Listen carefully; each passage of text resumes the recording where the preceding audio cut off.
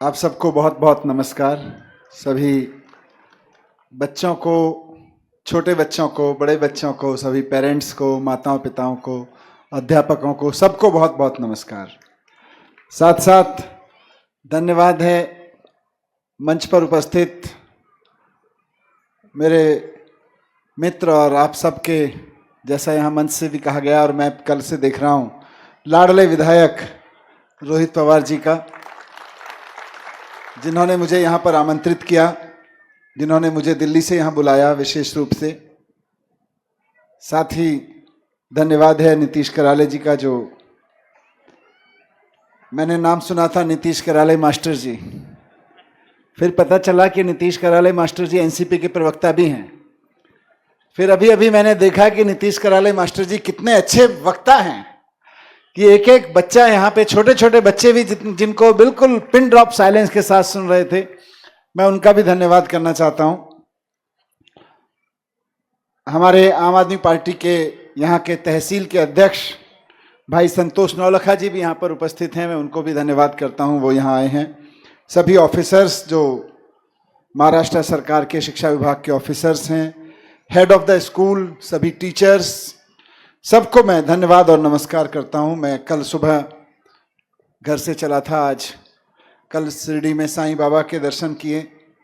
आज सुबह सुबह मुझे सौभाग्य मिला गोदर जी महाराज, संत गोदर जी महाराज जी की समाधि पर नमन करने का।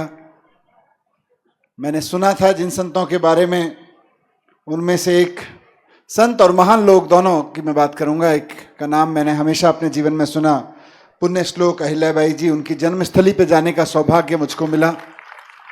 ये सब मेरे लिए उपलब्धि है, क्योंकि कोई व्यक्ति संतों की भूमि पर चला जाए, संतों उस जगह पे जाके खड़ा हो जाए जहां संत लोग, महान लोग पैदा हुए, उन्होंने काम किया, तो ये अपने आप में एक जीवन काल की उपलब्धि मानता हूं मैं, हर व्यक्ति के लिए। आप भी बहुत जगह संतों की भूमि पे जाते होंगे, तीर्थ स्थलों पे जाते होंगे। ये दूसरों के लिए नहीं है, ये कोई भगवान से डील नहीं है, ये अपने आप में खुशी का माहौल अंदर से होता है कि मैं एक ऐसी महान भूमि पे हूं जहां अहिल्याबाई पुण्य श्लोक जैसी बेटी को जन्म दिया गया, जिसकी मिट्टी में खेल के वो बड़ी हुई। तो आप अंदर से खुश महसूस करते हैं। मैं आज बहुत खुश महसूस कर रहा हूं, और उस समय भी सबसे ज्यादा खुश महसूस कर रहा हूं कि मुझे दिल्ली से एक स्कूल के उद्घाटन के लिए, एक शिलान्यास के लिए, भूमि पूजन के लिए बुलाया गया। ये अपने आप में एक बहुत बड़ी घटना है।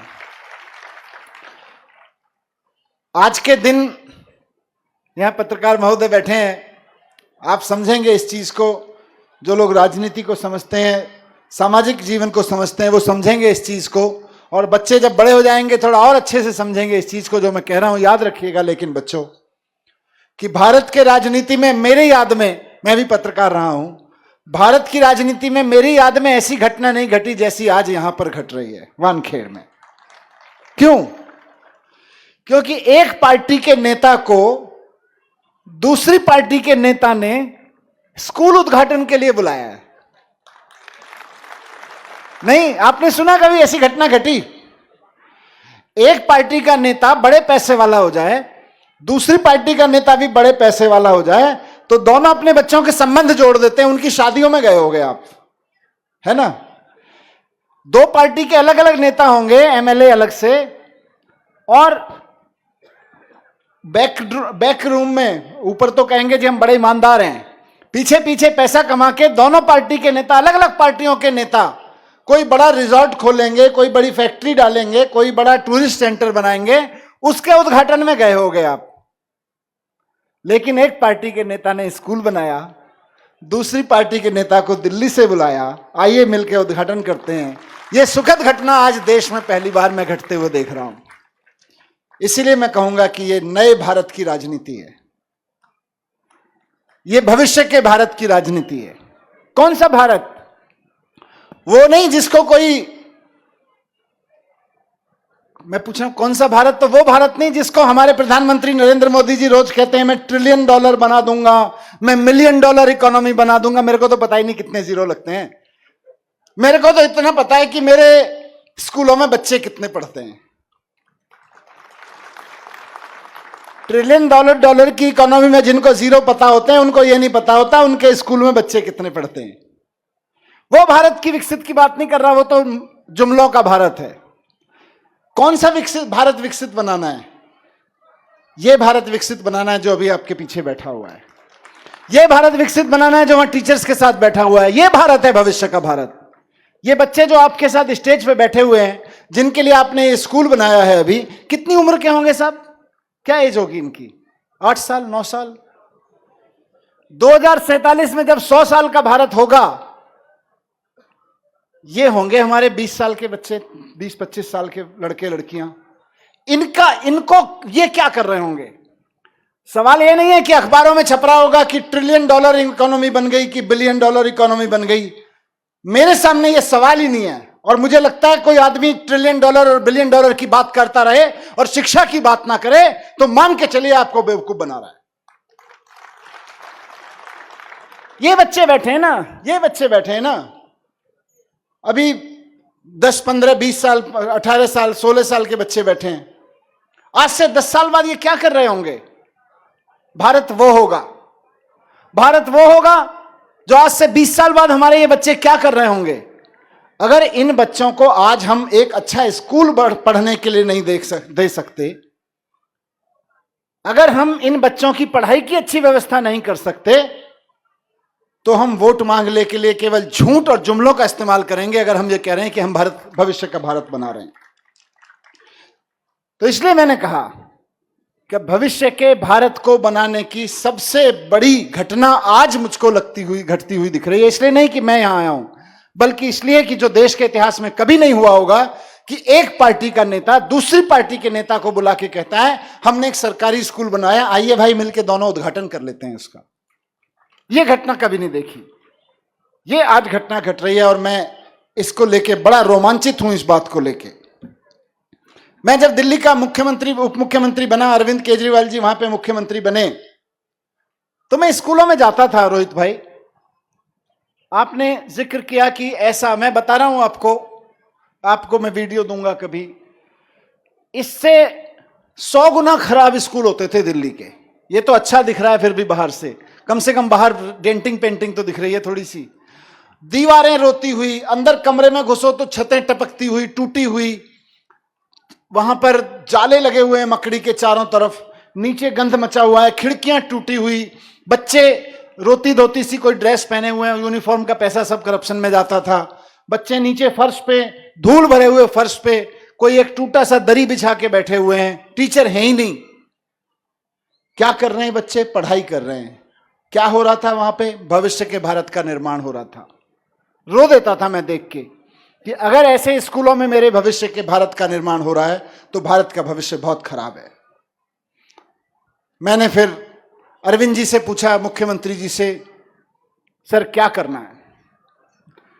मैं वित्त मंत्री भी था और शिक्षा मंत्री भी, तो आज के संदर्भ में मैं महत्वपूर्ण यह चीज कहना चाहता हूं कि जब मैंने वित्त मंत्री के रूप में मुख्यमंत्री जी से पूछा कि सर क्या करना है बजट में, पहला बजट में बना रहा था, तो मुख्यमंत्री जी ने मुझको एक बात कही, और जो अभी यहां पर रोहित भाई बोल रहे थे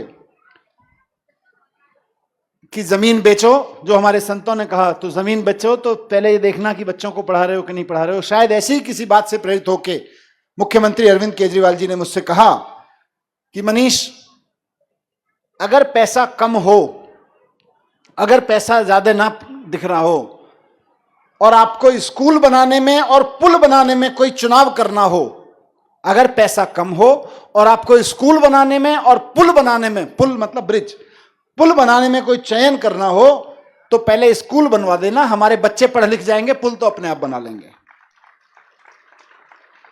इस मंत्र पे हमने वहां काम करना शुरू किया और 5 साल के अंदर अंदर दिल्ली के लगभग सारे स्कूलों की बिल्डिंग ठीक कराई, टीचर्स की ट्रेनिंग कराई। और टीचर्स की ट्रेनिंग केवल ऐसा नहीं है कि 2-2 दिन के सेमिनार करा दिए जो यहाँ पे टीचर्स के जनरली होते हैं। मैंने IIM में पढ़ने भेजा, सिंगापुर पढ़ने भेजा टीचर्स को, फिनलैंड भेजा, अमेरिका भेजा, कैम्ब्रिज में, लंदन में, ब्रिटेन में भेजा, ऑक्सफोर्ड में भेजा, सारे दुनिया में जहां भी अच्छी एजुकेशन मिलती है वहां पे टीचर्स को ट्रेनिंग के लिए भेजा 10-10 दिन की। तो उससे एक माहौल बना, अच्छे स्कूल मिले, अच्छी बिल्डिंग मिली, साफ सुथरा वातावरण मिला। ऐसा था मैं जब स्कूलों में गया तो मुझे वहां टीचर्स पूछते थे 2015 में, सर हम 8 घंटे के लिए आते हैं, हमें यह बताइए कि हम वॉशरूम कहां जाएं। कोई वॉशरूम नहीं होता था। लड़कियां आती थी स्कूल में, यहां तो फिर भी थोड़ा जगह होती है, थोड़ा आसपास के घरों में चले जाओ, सामाजिकता माहौल है। दिल्ली में तो ऐसा होता नहीं था। मैं पूछता था टीचर से, कैसे जाते हो? 8 घंटे के लिए, 7 घंटे के लिए एक टीचर, महिला टीचर हम हायर करें स्कूल में, उसकी नौकरी सरकारी टीचर की हो, और वो बच्चों को पढ़ाने आया और स्कूल में वॉशरूम ना हो, वो रोते हुए स्कूल जाएगी और रोते हुए स्कूल से आएगी जाएगी, पढ़ा नहीं पाएगी। वॉशरूम से लेके, लैब से लेके लाइब्रेरी तक सब कोशिश की, जितना अच्छा हो सकता था कराए। और आज दिल्ली के स्कूल अच्छे हो गए हैं। दिल्ली के बच्चों के रिजल्ट आप तो अखबारों में पढ़ते रहते होंगे, आता है, सोशल मीडिया पे सब लोग एक्टिव हैं, कि आज बिना कोचिंग के हजारों बच्चे सीधे जेईई का एग्जाम पास कर रहे हैं। कोचिंग नहीं, बिना कोई, हमारे बच्चे कोचिंग नहीं करते स्कूल, सरकारी स्कूलों के, उनके पास पैसा नहीं है। नीट का एग्जाम पास कर रहे हैं। एक एक स्कूल से 6-6 लड़कियां साथ बिना किसी कोचिंग के नीट का एग्जाम पास कर रही हैं। ये सब क्यों हुआ, कैसे हुआ? क्योंकि नीयत साफ थी। नीयत अगर साफ हो राजनीति में तो काम होता है। मैं डरता था 2015 में जब सरकार में आया था कि कर भी पाएंगे कि नहीं कर पाएंगे, लेकिन आज हो गया, हो रहा है। और उसी का नतीजा था जब स्कूल अच्छे चले, रिजल्ट आने लगे, सोशल मीडिया पे, मीडिया में थोड़ी चर्चा हुई, तो मैं समझता हूं रोहित भाई ने भी आपके विधायक के चुने जाने के बाद यहां से उसकी चर्चा सुनी होगी। मैं उनसे पहले नहीं मिला था, लेकिन बड़ा अच्छा नाता उनसे बन गया। उसके बाद ये दिल्ली आए, दिल्ली में आके बोले मैंने सुना है स्कूल अच्छे बने, मैं विधायक बनाऊं, मैं देखना चाहता हूं। इन्होंने स्कूलों में गए, मेरे मिलने से पहले ये स्कूलों में गए, टीचर्स से मिले, बच्चों से मिले, समझा, बिल्डिंग के फोटो वोटो लिए, टीचर्स से इंटरव्यू रिकॉर्ड किए, फिर बोले मैं मनीष जी से भी मिलना चाहता हूं, ये मेरे से मिलने आए। मुझे याद है 4 साल पहले जब आए थे तो मेरे घर में ड्राइंग रूम में हमने चाय पी थी साथ में बैठ के, और इन्होंने सपना रखा था मनीष जी जैसे दिल्ली में स्कूल हो गए हैं, काश ऐसे स्कूल महाराष्ट्र में भी हो जाएं, सरकारी स्कूल। और आज मुझे बहुत खुशी हो रही है, 4 साल बाद आपने मुझे यहां निमंत्रित किया, तो ऐसे स्कूल जैसे दिल्ली में बनाए, और शायद उससे भी बेहतर भविष्य, बेहतर नींव आप महाराष्ट्र की रख रहे हैं। एक दूसरे से इसी तरह से सीखकर राजनीति करनी चाहिए। मैं यहां आया हूं तो मैं देख रहा हूं कि रोहित भाई का एजुकेशन में खाली स्कूल नहीं बनवाए, बहुत काम किया इन्होंने एजुकेशन में, बहुत जबरदस्त काम किया। मैं इनका पढ़ रहा था किस तरह से छोटे स्तर पर फादर्स डे बनवाने से लेके, बच्चों के कमरे बनवाने से लेके, बच्चों के टीचर्स की ट्रेनिंग से लेके बहुत कुछ काम किया। मुझे लगता है, मैं राजनीतिक बात नहीं कहूंगा, लेकिन इतना जरूर कहूंगा कि आप लोग बहुत सौभाग्यशाली हैं कि आपको रोहित भाई जैसा एक विधायक मिला। बहुत मुश्किल से मिलता है, बहुत मुश्किल से मिलते हैं ऐसे नेता जो एजुकेशन पे काम करने के लिए तैयार हों। आप सब लोग जानते हैं कि कोई नेता बने तो सबसे पहले इस जुगाड़ में रहता है कि मंत्री बने तो पीडब्ल्यूडी वाला बनना चाहिए, है ना? अब क्यों बनना चाहिए, आप हंस गए, उसका जवाब मिल गया मुझको। जिस डिपार्टमेंट में ठेके ज्यादा देने पड़ते हो उसका मिलना चाहिए, जिसमें बच्चे पढ़ाने हो वो मंत्री बाद में बनता है। लेकिन जिस शिद्दत से काम कर रहे हैं, आप सोच के देखिए कि कल कोई आदमी अगर महाराष्ट्र का शिक्षा मंत्री बने तो पूरे महाराष्ट्र के लिए क्या करेगा। फिर से कह रहा हूं कि मैं कोई, मेरी बातों के राजनीतिक अर्थ ना निकाले जाए तो कोई दिक्कत नहीं, मैं भी राजनेता हूं, वो भी राजनेता है। इस आदमी को खोना मत, ये बहुत काम का आदमी है। इसलिए नहीं कि अच्छा आदमी है, बल्कि इसलिए कि आपके बच्चों का भविष्य बना सकता है, ये पूरे महाराष्ट्र के बच्चों का भविष्य बना सकता है। इसका हौसला बढ़ा के रखना। राजनीति में मैं आया हूं, मैं एक सामान्य टीचर के परिवार से आता हूं। मेरे पिताजी अध्यापक थे एक ऐसे ही स्कूल में, गांव में, उत्तर प्रदेश के एक गांव में। वहां से निकल के पत्रकार बना दिल्ली में आके, फिर योग संयोग हुआ, मैं राजनीति में आया, मंत्री बना। अरविंद केजरीवाल जी की राजनीति की बदौलत मुझे मंत्री बन के शिक्षा मंत्री के रूप में काम करने का मौका मिला। जब राजनीति में आप शिक्षा की बात करते हो तो आपका मनोबल तोड़ने वाले बहुत लोग मिलते हैं, आपको पीछे धकेलने वाले बहुत लोग मिलते हैं। ये मैं कहूंगा पेरेंट्स की, बच्चों की सबकी जिम्मेदारी है कि इनका मनोबल मत टूटने देना। आप लोग राजनीति में ऊपर नीचे आते रहेंगे, लेकिन इनका मनोबल मत टूटने देना। क्यों? मैं क्यों आया हूं दिल्ली से चल के यहां पे? ये मेरे मित्र हैं, हम फोन पे अच्छी बात कर सकते थे, एक दूसरे के घर परिवार के बच्चों के जन्मदिन से लेकर शादियों तक में आ सकते थे, जा सकते थे, लेकिन स्कूल में क्यों आया हूं मैं इतनी दूर से चल के? क्योंकि मुझे इस स्कूल में आगे का भारत दिखाई दे रहा है, भविष्य का भारत दिखाई दे रहा है। मैं जब स्कूल में पढ़ता था, और आप लोग भी याद कर लें, जब पढ़ते थे तो हमें पढ़ाया जाता था, रोहित भाई और अध्यापक लोग जो बैठे हैं यहाँ पे वो बताएंगे मुझको कि आज क्या पढ़ाया जाता है। जब मैं स्कूल में पढ़ता था तो पढ़ाया जाता था कि 3 तरह के देश होते हैं दुनिया में।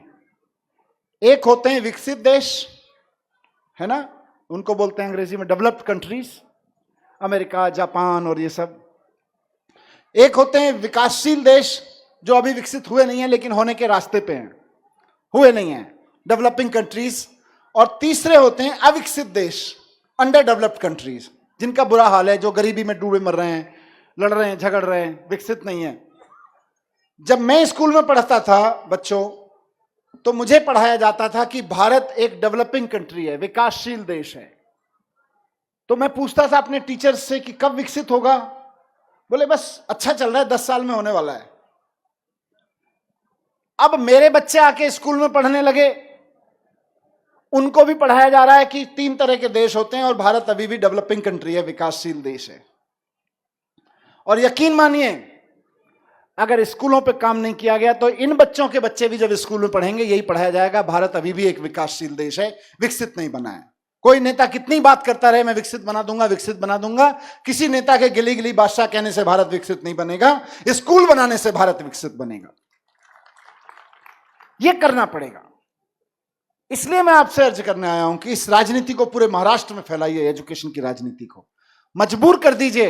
अभी चुनाव आने वाला है, आप किसको वोट देंगे ये आपका विवेक है, लेकिन आपके दरवाजे पे जो भी नेता राजनीति का, किसी भी राजनीतिक पार्टी का वोट मांगने आए तो उससे पूछो, भाई तुम्हारी राजनीतिक पार्टी ने स्कूल कितने बनवाए, पहले उसका हिसाब लेके आओ, बाद में देंगे, हमारे घर में बच्चे हैं। अगर भारत के लोगों ने वोट मांगने से पहले दरवाजे पे आने वाले नेता से पूछना शुरू कर दिया कि नेताजी बहुत बड़ी बड़ी बातें हमने आपकी सोशल मीडिया पे सुन रखी हैं, केवल ये बताओ कि जहां आपको या आपकी पार्टी को मौका मिला है वहां पे स्कूल कितने बनवाए ये बता दो। क्यों? वो पूछेगा क्यों, आपके तो बच्चे नहीं है या बड़े हो गए, आपके पढ़े के उनके बच्चे नहीं होंगे क्या? बच्चों के भविष्य के लिए सोचिए, तब आप अपने भविष्य के लिए सोच सकते हैं। और आज आप वो लोग कर रहे हैं, इतनी देर से यहां पे बैठे हैं, मुझे देख के सच में दिल गदगद हो रहा है। सुनहरा भविष्य मुझको भारत का दिख रहा है। मैं जब ये चीजें सोचता था कि बचपन में मैंने पढ़ा भारत विकासशील देश है, मेरे बच्चे ने पढ़ा भारत विकासशील देश है, और उसके बच्चे भी शायद यही पढ़ें कि भारत अभी विकसित देश नहीं हुआ है, तो मुझे लगता था कैसे होगा, मैं चिंतित होता था। जिस धरती पर इतने बड़े बड़े संत, महाराष्ट्र तो संतों की भूमि है, अंबेडकर बाबा साहब की भूमि है, जिन्होंने कहा कि शिक्षा शेरनी का वो दूध है कि जो पिएगा वो दहाड़ेगा, उसके बावजूद भारत में शिक्षा पे बात नहीं हुई, काम नहीं हुआ। अहिल्याबाई से लेके ज्योतिबा फुले तक कितने संत, कितने बड़े बड़े लोग हुए इस धरती पे, विवेकानंद से लेके जिसपे गीता रची गई उस धरती पर, लेकिन भारत विकसित नहीं हुआ। क्यों? क्योंकि शिक्षा पे काम नहीं हुआ। आज आपसे मैं यही विनती करने आया हूं कि दिल्ली के लोगों ने देश की राजनीति को एक नई दिशा दी है। पिछले 3 बार चुन लिया गया, मैं 3 बार चुन लिए गए अरविंद केजरीवाल जी, पिछले 3 बार से वो लोग शिक्षा पे काम दे रहे हैं, वोट दे रहे हैं। आप भी एजुकेशन पे वोट देना शुरू कर दीजिए और अपने बच्चों को भी सिखाइए कि बेटा अच्छी नौकरी करो, अच्छी पढ़ाई करो, वो सब ठीक है, लेकिन वोट उसी को देना जो एजुकेशन पे काम करता हो। अगर पूरे देश में एजुकेशन पे ये वोट देने की क्रांति चल गई तो भारत को विश्व गुरु, विकसित देश तो छोड़ दीजिए, विश्व गुरु बनने से कोई नहीं रोक सकता है। लेकिन बिना एजुकेशन के कुछ नहीं होगा। मैं आपको बहुत बहुत बधाई देता हूं, आप महाराष्ट्र के इस इलाके में, क्षेत्र में इस क्रांति को आगे बढ़ा रहे हैं। दिल्ली में हम बढ़ा रहे हैं, देश के अन्य कोनों में और लोग बढ़ा रहे हैं, सब मिलकर देश को आगे बढ़ाएंगे। शिक्षित होगा तो आगे बढ़ेगा, विकसित होगा। बस आखिर में मैं टीचर्स को रिक्वेस्ट करना चाहता हूं, जो यहाँ के प्रिंसिपल साहब और टीचर्स हैं, थोड़ा सा दिल्ली के अनुभव के आधार पर, कि साहब खाली अच्छी स्कूल बिल्डिंग बना देने से पढ़ाई नहीं होती है। अच्छी स्कूल बिल्डिंग उसका आधार है। नेताओं का काम केवल इतना हो सकता है, वो मैं हूं या रोहित भाई हों या और किसी को आप कल दूसरे देश में कहीं कहीं और लोग हैं, देखें, नेताओं का काम केवल इतना अच्छा हो सकता है कि आपको बढ़िया सुविधाएं दे दें। सरकार का काम केवल इतना हो सकता है कि बढ़िया सुविधा दे दे, लेकिन पढ़ाने का काम तो टीचर्स ही कर सकते हैं, ना मेरे जैसे नेता कर सकते और ना जुमलेबाज नेता कर सकते। पढ़ाने का काम तो टीचर्स ही कर सकते हैं। तो आप इनको पढ़ाइएगा, इस अच्छी बिल्डिंग में बैठ के अच्छे से पढ़ाइएगा, इनका भविष्य संवारिएगा।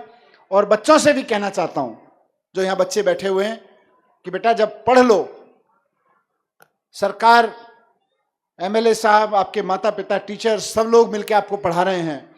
जब आप पढ़ लो तो आप अच्छे सफल इंसान तो बनिएगा, पैसे भी कमाइएगा, अच्छी नौकरी करिएगा, अच्छा बिजनेस करिएगा, लेकिन अपने माता पिता की सेवा जरूर करिएगा। अपने ये मत सोचिएगा कि अब माता पिता की सेवा कैसे करें, मुझे तो मेहनत करनी पड़ रही है कंपनी में। कंपनी की मेहनत एक जगह और माता पिता की सेवा एक जगह। ऐसा पढ़ लिख के ये मत भूल जाइएगा। और जब माता पिता की सेवा करेंगे तो देश की सेवा करना मत भूलिएगा, क्योंकि देश की सेवा के बिना भी देश आगे नहीं बढ़ सकता। मैं पूरी उम्मीद करता हूं कि इस स्कूल से वो निकलेगा जिसकी हम सबको जरूरत है। बहुत बहुत धन्यवाद। जय भारत, जय महाराष्ट्र, जय हिंद। एबीपी माझा, उघडा डोळे बघा नीट।